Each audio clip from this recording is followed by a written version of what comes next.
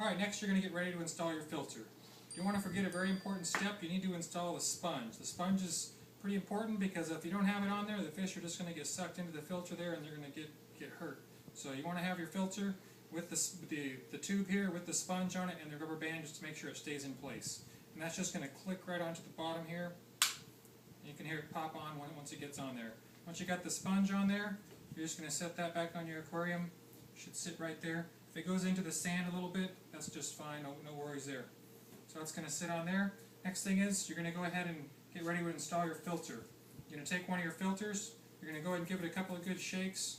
Make sure you get the carbon that's in there kind of centered up. It kind of tends to go to one side during the shipping process. So just shake it up, get it nice and evenly spaced out the best you can. It doesn't have to be exact, but just get it evenly spaced as the best you can.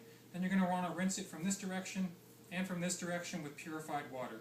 Don't use your salt water, because if you're doing that, you're just wasting your salt. So there's no problem with it other than you're just wasting your salt. So you can just use plain purified water to rinse that off. You do want to make sure you rinse it so that it gets rid of just some little particles that happen because it has the carbon in there. So once you get it rinsed off, I have my purified water over here. Once you get it rinsed off, you're going to go ahead and install it. And notice it has a little groove here, and there's a little slot poking out of the filter assembly in here. You're just going to put that into that slot there, and you're just going to push down on it. Have the little tab you're going to hold, it's going to kind of pop up as you push it in, and it's going to be nice and flat in there. And once you got that in there, now you're ready to go ahead and put your water in. Now if you have your decoration in, I recommend you just pour your water right on the decoration initially if your jug's full like mine is. It's easier to kind of aim for that. And then you can kind of, once you get more comfortable with your pouring, you can do it on your filter as well. And that'll hopefully keep your sand from going everywhere. You can see my sand's moving a little bit while I'm doing it, but it's not too bad.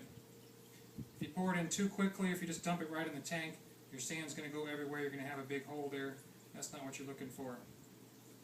Now if you got your decoration like mine is in there, it's probably going to float around here just a little bit because it does have some trapped air in there. That's fine, I'll just fix it once that happens. You just want to fill it up until the water level is to the bottom of the filter assembly. So just watch it as you're going through the filter here. And once you see it's no longer looking like a waterfall, it's basically to the bottom of the filter there, you can stop right about there. And now your tank has the proper level of water in there. See my decoration is floating around there. I got all the air bubbles out of there. I can just put that back in there where I want it. Alright, now that I got that in there, I'm going to go ahead and put the hood on there. You can see it's got a little groove on the one side there. So I want to take my heater cord that I had here with my little guides, put it around the back of the tank here with the filter cord, kind of line them up, have the little groove there. I'm going to put this on, and I have both of those cords coming out right there.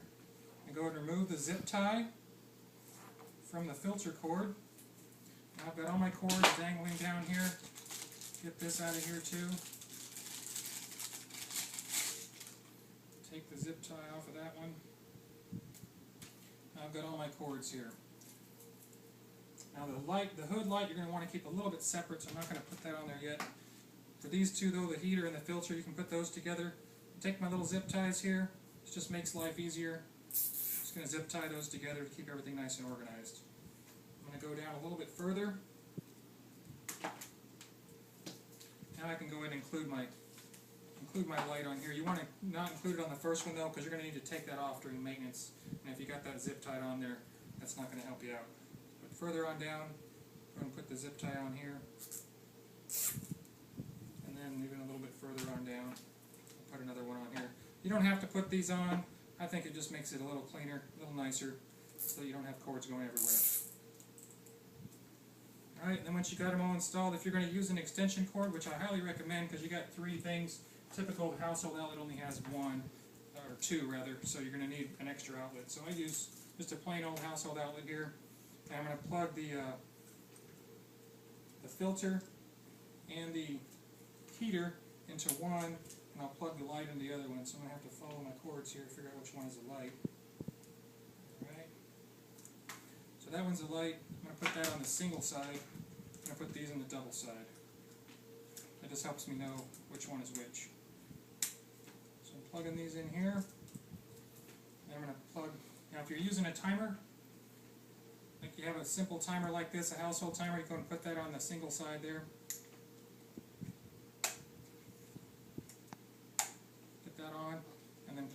into your timer. That's going to do for you is just make sure the lights come on and off at the proper times every day for your fish. It's good for them to have a same cycle every day. You don't want to be changing it up all the time because it's going to mess up their cycle just like it might for you if you keep changing your cycle. So get that all plugged in. Then I'm going to go ahead and plug in my electrical cord. And then when I get it all plugged in, I do want to make sure I have a drip loop. What that means is if water was to come down these cords, it needs to reach the bottom before it gets to the outlet. Now since I'm using an extension cord, if I got my extension cord on the counter here and my cords go below the counter, that's great, because now my water, if anything was to drip off of here, condensation or whatnot, it's going to come down, reach the bottom of the cord, and then just drip on the ground if that were to happen. You definitely want to make sure that no water is going to be able to drip into your outlet, either your electrical outlet or your extension cord, or that's going to cause a electrical hazard. So that's everything's basically set up at this point.